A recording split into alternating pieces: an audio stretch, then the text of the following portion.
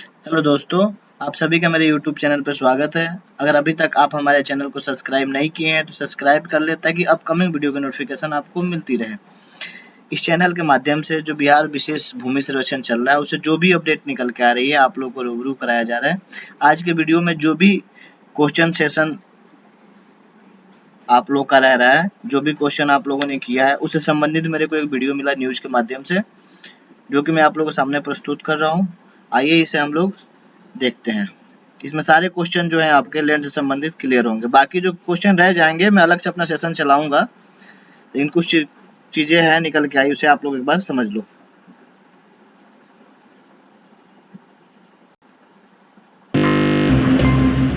नमस्कार, हमारा नाम है समरीन और आपने देखना शुरू कर दिया है लाइव सिटीज। देखिए, जब से बिहार सरकार ने जमीन सर्वे का ऐलान किया है तब से बिहार के लोग काफी डरे हुए हैं। उन्हें इस बात का डर सता रहा है कि आगे आगे क्या कुछ होगा, क्या वाकई में सरकार उनसे उनकी जमीन तो कहीं छीन नहीं लेगी। तो देखिए, हमारे पास भी आप लोगों ने कई तरह के प्रश्न पूछे हैं, जानने की कोशिश की है कि आखिर इस मुद्दे पर क्या कुछ होगा। तो आज हम आपके एक एक सवाल का जवाब देंगे। तो आज इस मुद्दे पर सीधी बातचीत करने के लिए हमारे साथ पटना हाई कोर्ट के जाने माने एडवोकेट देव प्रकाश जी हैं। सबसे पहले बहुत शुक्रिया बातचीत जी, धन्यवाद जी। वकील साहब, जैसा कि मैंने शुरू में ही बताया कि लोग काफी परेशान हैं, लोग काफी डरे हुए हैं कि आखिर क्या कुछ होने जा रहा है। तो चलिए बिना वक्त जाया किए हुए उनके सवाल हम आपसे पूछते हैं और जवाब लाजिम है कि आप ही दीजिएगा। देखिए, पहला सवाल जो उन्होंने किया है वो सवाल ये है कि पुराना खतियान मेरे पूर्वज के नाम से है और बाद में गांव के कुछ असामाजिक तत्वों ने उसे अपने गिरफ्त में लेकर जमीन किसी अन्य व्यक्ति के नाम से जमीन लिखवा दी है। वो जमीन क्या मेरे नाम से खतियान में दर्ज होगी? पहली बात तो जो सवाल आपके आए हैं बहुत सारे जब आपका लोकल स्टेज पर सॉल्यूशन समाधान उसका होगा। हम कोई इंसाइक्लोपीडिया नहीं है, हर एक प्रश्न का उत्तर हमारे पास, लेकिन जानकारी जितना हद तक हमारे पास है वो उतना जवाब को हम दे सकते हैं।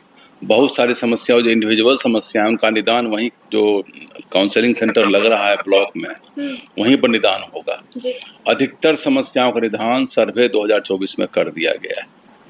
ऐसा नहीं है कि अगर आपकी जमीन लिए हुए है कोई व्यक्ति और गलत ढंग से लिखा लिया और खतियान में अगर आपका नाम दर्ज है, जो खतियान बदलने की शक्ति को गलत लेने वाले के हाथ में नहीं है।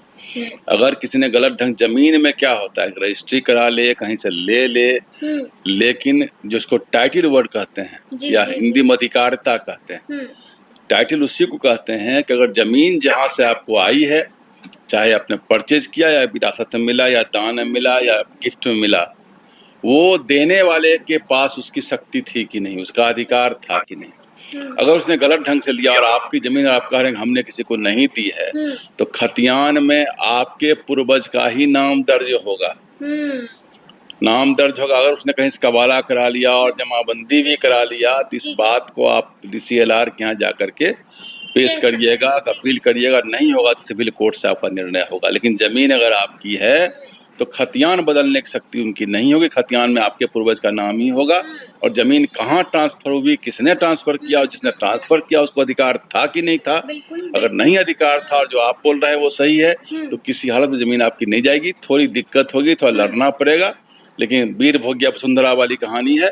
जमीन है, संपत्ति है तो कुछ तो युद्ध करना पड़ेगा आपको। जमीन है, संपत्ति है तो उसको लेने के लिए कुछ तो युद्ध करना पड़ेगा आपको। चलिए अब दूसरे सवाल का रुख करते हैं। दूसरा सवाल ये है वकील साहब कि अगर गैर मजरूआ खास और गैर मजरूआ आम जमीन अगर किसी को जमींदार ने दिया 1937 में और आज भी ऑनलाइन शो हो रही है, रसीद भी कट रही है, उनका खतियान सरकार सर्वे में लेगी या नहीं लेगी? बिल्कुल लेगी। इस बात को हमने पहले वाले वीडियो में भी स्पष्ट कर दी। जो गैर मजरूआ खास जमीन है और रैयती जमीन है जिनकी विवरणी जमींदार ने बिहार भूमि सुधार कानून 1950 आने के बाद जो जमींदारी उन्मूलन हुआ था 1952 से 58 के बीच में, जिनका जैसा गेजेट नोटिफिकेशन हुआ और खत्म हुआ, उसमें विवरणी मांगी गई थी कि आपके पास जो रैयती जमीन है जिस पर लगान आप दे रहे हैं या लगान आप ले रहे हैं, उसी जमीन का वैसे रैयतों की सूची हमें उपलब्ध करें।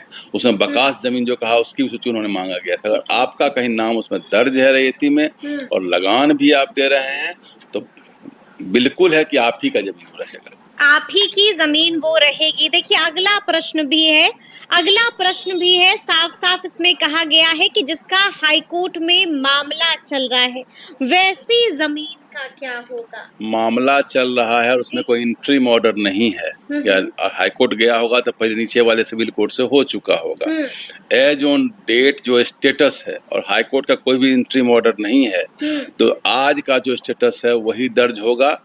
बहुत होगा तब युक्ति कॉलम यह भी लिख दिया जाएगा कि हाईकोर्ट में यह केस चल रहा है, लेकिन उस तिथि को जो स्थिति जमीन की है वही दर्ज किया जाएगा, उसी को अधिकार मिलेगा। डिसीजन अगर हो जाएगा जिसके फेवर में होगा तो उसका होगा। अच्छा, अगर हाईकोर्ट का डिसीजन हो जाएगा और जिसके पक्ष में होगा तो फिर जमीन उसी की होगी। चलिए अगला सवाल देख लेते हैं। अगला सवाल है कि दो भाई में अगर एक भाई ने अपना शेयर बहुत पहले बेच दिया और एक भाई का शेयर बचा हुआ है तो उसका क्या होगा? उसका रहेगा, जिसने बेचा उसका चला गया, जो नहीं बेचा उसका रहेगा। इसमें कहाँ कोई कंफ्यूजन है। और कोई सामान आप बेचा ही नहीं तो आपकी एक भाई है तो रहेगा। अगर आपके भाई ने दो आपकी जमीन भी बेच दी तब बात दूसरी है। तब क्या होगा? वो साथ में फिर केस लड़ना पड़ेगा आपको, अपने भाई से लड़ना पड़ेगा। उसको 420 केस करके जाकर क्रिमिनल केस भी होगा, सिविल केस भी, दोनों केस होगा। फिर आपको केस लड़ना पड़ेगा। देखिए अगला सवाल है वकील साहब कि ये वंशावली क्या ब्लॉक से बनवाना होगा या खुद ही फॉर्म में भर देना होगा? वो जो मैंने बताया था जी, ये क्या नाम है, dlrc.bihar.gov.in साइट पर आप जाएंगे, उसमें 2 फॉर्म ऑनलाइन भी उपलब्ध है, डाउनलोड भी कर सकते हैं। उसमें फॉर्म 3 में वंशावली दिया हुआ है, पूरा उसमें डिटेल्स दिया हुआ है। आप जाकर के वंशावली वहां पर अपना उद्घोषणा करें, अपना सेल्फ डिक्लेरेशन दें। न तो ब्लॉक से बनवाना है, न तो आपको सरपंच से बनवाना है, न मुखिया बनवाना, न नोटरी करवाना है, कि न किसी से, अपना ही उद्घोषणा आपको देना है। इसमें कहीं कोई दो मत नहीं है। आपने समझ लिया कि क्या कुछ करना है वंशावली वाले मामले में। देखिए अगला सवाल है वकील साहब कि जो जमीन 50 बता दें कि वंशावली में जमाबंदी में जहाँ जिनका अभी नाम है, जिस पूर्वज का, वहीं से स्टार्ट करिएगा वंशावली को, वहीं से स्टार्ट करना होगा वंशावली को। देखिए अगला सवाल है वकील साहब कि जो जमीन 50-60 साल पहले खरीदी गई है और कब्जा भी है मगर दाखिल खारिज नहीं हुआ है तो ऐसी स्थिति में क्या करना होगा? आप जाएंगे ब्लॉक में, सर्किल ऑफिस में जाएंगे, दाखिल खारिज के लिए आवेदन देंगे और दाखिल खारिज पुराने समय से लगान जोड़ करके उस पर जो टैक्स होगा और उसमें जो कुछ पेनाल्टी होगा, दंड की राशि जमा करेंगे, दाखिल खारिज आपके नाम से हो। मतलब कि पेनल्टी जमा करना होगा? जी, दाखिल खारिज बहुत ज्यादा नहीं लगता है। दाखिल खारिज जमाबंदी को ही बोलते हैं, और जिसको दाखिल खारिज का मतलब यह पोजीशन नहीं होता। दाखिल खारिज मतलब मोटेशन और जमाबंदी रजिस्टर टू जो भी बोलते हैं उसी को बोलते हैं। तो दाखिल खारिज आप वहां जाएंगे, लगान रसीद कट जाएगी। अगर आपके नाम से जमीन है तो आपका वो उसमें दर्ज भी है, 50-60 साल से है, आपका मालिकाना हक कायम है, तो कोई केवल लगान के लिए जमीन किसी की नहीं जाएगी। केवल लगान के लिए किसी की जमीन नहीं जाएगी। देखिए अगला सवाल है कि एक बड़ा खेत है जो कई लोगों की खेत को खरीद कर बनाया गया है मगर उसका केवाला और कोई कागजात नहीं मिल रहा है, तो फिर क्या करना होगा अपना दावा पेश करने के लिए? अगर आपको समय याद है कि कब खरीदा गया था तो उस समय के रजिस्ट्री ऑफिस में जाकर के उसका डुप्लीकेट कॉपी आप आवेदन करें, उसकी कॉपी को निकालने का प्रयास करें। अगर कुछ भी नहीं होगा तो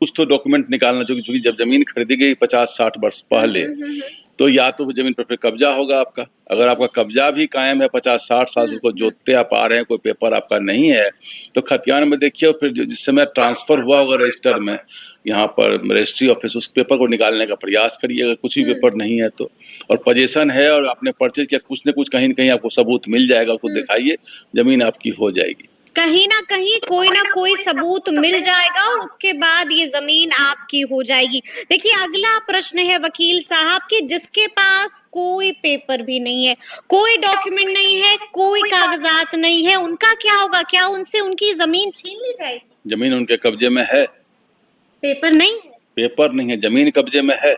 जी, अगर होगी तो अगर जमीन कब्जे में है तो अगल बगल वाले के पास कागज तो होगा ना। वो तो चौहद्दी में इनका नाम लिखा होगा, तो वो जो चौहद्दी में नाम लिखा होगा उससे नाम निकाल लेंगे अपना, उसके चौहद्दी से इनका कागज मिल जाएगा वहाँ जमीन का, इनका खाता नंबर क्या है, खसरा नंबर क्या है, प्लॉट नंबर क्या है, खतियान नाम सब मिल जाएगा।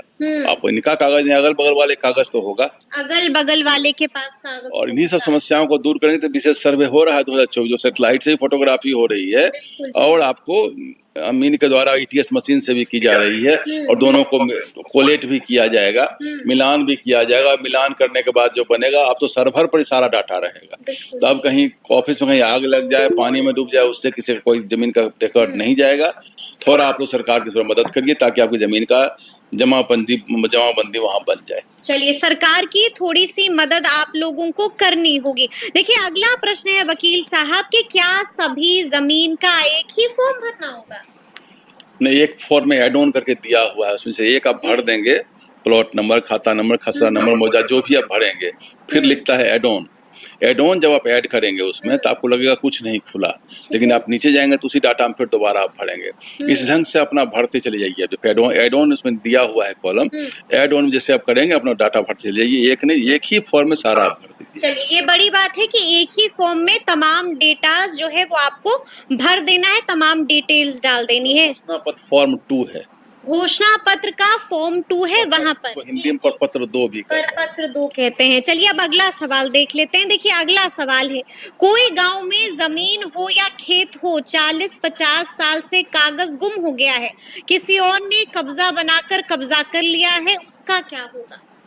कागज गुम हो गया, खतियान में तो नाम होगा उनके पूर्वज का, किसी ने कब्जा भी कर लिया है। कब्जा भी कर लिया, खतियान में कब्जा, खतियान कब्जा तो नहीं कर लेगा, खतियान तो इन्हीं का नाम होगा, इनके पूर्वज का। तो खतियान देंगे, वंशावली बना करके देंगे, और वंशावली बना के बाद में पोजीशन की लड़ाई लड़ेंगे, हो जाए कब्जा सरकार करा के देगी उनको, कोर्ट में केस लड़ेंगे, कोर्ट आदेश करेगी विक्सन का, उनको कोर्ट में केस करना होगा और उसके बाद कोर्ट आदेश करेगी, और उसके बाद आपको आपकी जमीन, कोई गैर कानूनी रूप से कोई जमीन कब्जा किए हुए हैं ऐसे, इनको 50-60 से तो ऑब्जेक्शन करना चाहिए था, इतनी जमीन के तंज नहीं छोड़ना चाहिए था। खैर, उसमें कोई बात नहीं है। अभी तो सरकार ने कहा कितना दिनों से भी कब्जा है, अगर आपका उसमें मालिकाना हक नहीं आता, आप अतिक्रमणकारी ही माने जाएंगे। चलिए, तो सुना आपने क्या कुछ बताया है वकील साहब ने। देखिए, अगला प्रश्न भी है। अगला प्रश्न है कि किसी ने जमीन खरीदा हो और दाखिल खारिज नहीं हुआ हो, तो ऐसे में क्या करना होगा कि दाखिल खारिज हो जाए? जाइएगा सर्किल ऑफिस में जाकर के दाखिल खारिज के लिए अपना आवेदन दीजिएगा। दाखिल खारिज जब से नहीं हुआ हो, जब से आपने खरीदी है, आपके मालिकाना हक में आया है, तब से बना दी जाएगी। थोड़ा उसमें दंड की राशि, विलंब की राशि होगी, वो भी जमा करना होगा, लेकिन उसके कारण कोई आपके अधिकार में कोई क्षति नहीं पहुंचेगी। उसके कारण आपके अधिकार में कोई क्षति नहीं पहुंचेगी। देखिए, अगला प्रश्न है, ऐसी जमीन जिनका केवाला है, भाई ने छुपा लिया है, वो आदमी कैसे पेपर भरेगा? देखिए, यहाँ पर भी जमीन को लेकर भाई में विवाद हो रहा है। भाई ने छुपा लिया, रजिस्ट्री ऑफिस तो नहीं छुपाएगा ना जी, वो जाके वहां से नकल निकाल लीजिए ना। हाँ। भाई ने जमाबंदी कराई हो, कुछ तो कराई होगी, वहां से नंबर पेपर दीजिए, जाके रजिस्ट्री ऑफिस पेपर निकाल लीजिए, निकाल के अपना पेपर आप जमा कर दीजिए, घोषणा आप कर दीजिए कि जमीन मेरी है, तो घोषणा तो मिलाएगी सर्किल ऑफिस। आप घोषणा करिए, वंशावली बना कर दीजिए, भाई छिपा, भाई कोई तो ऐसा थोड़े कि भाई जमीन सारी गवर्नमेंट की होती है, आप केवल रैयत हैं, तो भाई के करने से भाई सरकार नहीं है, भाई सरकार नहीं है। क्या कुछ उपाय करना है वकील साहब ने आपको बताया है। देखिए, अगला सवाल है कि खतियान है पर जमाबंदी नहीं है, रसीद भी नहीं है, वोटर लिस्ट भी गांव की नहीं है, तो क्या करेंगे? खतियान है, उनके पोजीशन में अगर जमीन है तो जाकर रसीद कटवा लेंगे, कोई दिक्कत नहीं। वोटर आईडी भी नहीं है? वोटर आईडी कोई लेना देना उससे नहीं, कोई लेना देना नहीं है, कोई लेना आज का आधार कार्ड है उससे भी चलेगा, उससे भी चलेगा। जैसा उनके पूर्वज का तो वोटर आईडी होगा भी। वोटर आईडी कब की चीज है, ईपिक कब से आई, तो ईपिक और आधार कार्ड तो आज, लेकिन जब लोग भरेंगे ओटीपी वाले जो हमने बताया था, उसमें अपना आधार नंबर भरेंगे, उसमें आधार नंबर भरना होगा। चलिए, एक और प्रश्न है वकील साहब की, जो नंबर, मोबाइल नंबर, कोई मेल आईडी है तो मेल आईडी भी भरिए, मेल आईडी भी आपको डालना होगा वहाँ पर। जो आउट ऑफ कंट्री है वो फॉर्म कैसे फाइल करेंगे, डॉक्यूमेंट्स का भी पता नहीं है, प्लीज बताइए। मैंने उस दिन बता दिया था आपको कि जो मैंने वेबसाइट का मैंने अभी बताया है कि dlrs.bihar.gov.in के साइट को खोलें। उस साइट पर जाएंगे तो आपको अपने मंत्री और वहाँ जो प्रिंसिपल सेक्रेटरी उनका फोटो मिलेगा, और नीचे और कुछ गवर्नमेंट का प्रचार, और नीचे जाएंगे तो उसमें एक बॉक्स जो क्या कहते हैं उसको, एक बटन बॉक्स बना हुआ होगा, उसमें लिखा हुआ होगा विशेष सर्वेक्षण 2024। ठीक है। आप जाके उसको दबाएंगे, उसके अंदर फिर कई एक बॉक्स मिलेगा, उसके अंदर लिखा होगा कि कहाँ आपको भरना है, उसको आप दबाएंगे, आपको फॉर्म 2 फॉर्म 3 सब उसमें से डाउनलोड हो जाएगा। उसमें आप जाए, पहले उस वजह से खोलेंगे तो आपको अपना जिला भरना पड़ेगा, जिला जाने के बाद अपना ब्लॉक भरिएगा, उसके बाद आपका मौजे नंबर अगर नहीं पता है तो गांव में किसी को फोन कर, पूरे गांव में 1-2 मौजे, जो मैंने मौजे कहते हैं जिसको राजस्व गांव कहते हैं, आपके गांव का नाम नहीं होगा, राजस्व नाम होगा। अच्छा, जैसे आप खोलेंगे तो उसमें आपके राजस्व कर्मचारी का नाम, अमीन का नाम, कानूनगो का नाम, सिविल कर्मचारी के नाम सब उस पर मिल जाएगा और सबका कांटेक्ट नंबर आपको मिल जाएगा। आप वहां से फोन करके पूछ ले सकते हैं उससे कि भाई हमारा बता दो कौन सा मौजे है, मौजे भी बता देगा। फिर आप डालिएगा, वो डिटेल्स अपने आप मिल जाएगा। और जब काफी सुविधाएं हैं, फिर उसमें वो कॉल सेंटर भी बना अरे एक भी कागजात नहीं है, पेपर नहीं है। और अब जिला का नाम पता है ना जी, अपना घर पता है ना, वंश के पूर्वजों का नाम पता है ना, तो जो तो ना पता हो तो मिल जाएगा बहुत कुछ उनको, बनिस्पत उनका पता हो तो सब पता लग जी जाएगा। बिल्कुल बिल्कुल बिल्कुल। चलिए अगला सवाल देख लेते हैं। अगला सवाल है कि मेरे पास पुराना खतियान 1916 का है।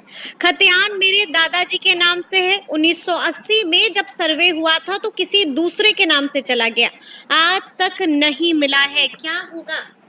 1980 में जो खतियान में सर्वे हुआ था, अगर दूसरे नाम से गया बिना किसी 1980-81 वाले में सर्वे में कई एक बार मैंने उस बार भी कहा था कि जो लोग गांव में खड़ा था उल्टा पुल्टा जहां तहां लिखवा दिया है, जिसको रिविजनल सर्वे कहते हैं, उसको जो खतियान उनके पास है वो कैडेस्ट्रल सर्वे का खतियान है। उसमें बेवजह अगर चला गया किसी कारण पर तो चैलेंज करने की चीज है, वो चैलेंज करेंगे, हो जाएगा। जमाबंदी भी उसने अपने नाम से कटवा लिया तो सब कोर्ट से चैलेंज करेंगे, हो जाएगा उन्हीं का। और उसने गैर कानूनी तरीके से सर्वे कोई डिटर्मिनेटिव फैक्टर नहीं है कि जमीन उसका हो गया। तो सुना आपने क्या कुछ बताया है वकील साहब ने। देखिए एक और प्रश्न है कि खतियान 1914 का है, भूमि का स्वरूप जो है वो मकान में सेहन है। देखिए ये भी लिखा हुआ है किसी के नाम से जमाबंदी नहीं है, कोई हुक्मनामा नहीं है। पूरी 40 डिसमिल जमीन का कुछ अंश 1945 में 2 अलग अलग रजिस्ट्री से आपस में खरीदा गया था, लेकिन दाखिल खारिज नहीं हुआ है। 1945 में, इसका मतलब 1/1/1946 से पहले का है जी। तो पहले का रजिस्ट्री का कागज आपके पास है, जमाबंदी नहीं, जमाबंदी क्रिएट हो जाएगा आपका।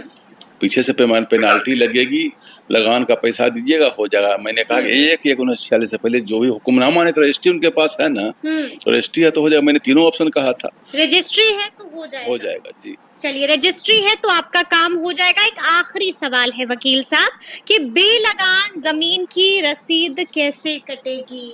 बेलगान जमीन खास महल जमीन को कहते हैं या गैर मजरूआ आम जमीन को कहते हैं, उनका लगान नहीं कटता है। अच्छा। तो गैर मजरूआ खास जमीन अगर होगा तो ये खास महल की जमीन होगी तो उसमें लगान नहीं कटती है, लेकिन सर्वे उनका भी होता है।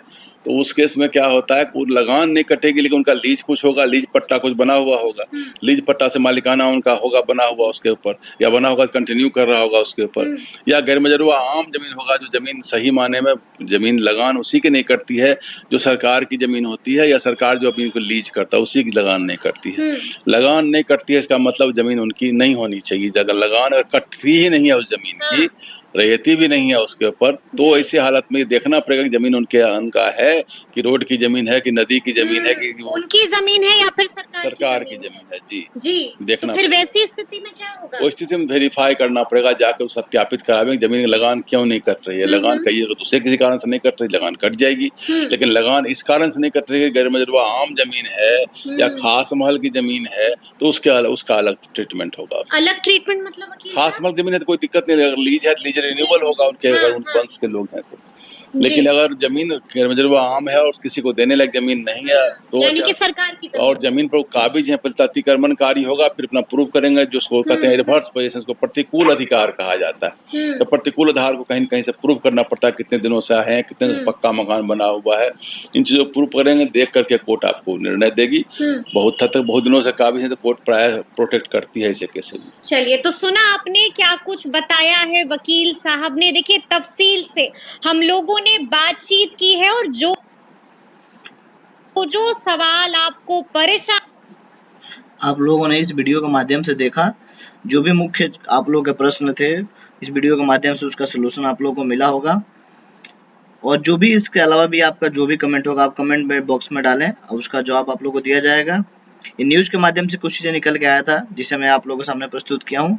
इसके अलावा जो भी आप लोग का इंक्वायरी होगा आप लोग को अलग से बताऊंगा, मैं अलग एक वीडियो बनाऊंगा, क्योंकि हम लोग भी एक सर्वे पदाधिकारी के तौर पे कार्य किए हैं तो सारी अनुभव है अपनी, तो बाकी आप लोग को बताई जाएगी। और अभी तक आप हमारे चैनल को सब्सक्राइब नहीं किए हैं तो सब्सक्राइब कर लें ताकि अपकमिंग जो भी डिटेल होगा आप लोग को रूबरू होता रहे। वीडियो में बने रहने के लिए धन्यवाद।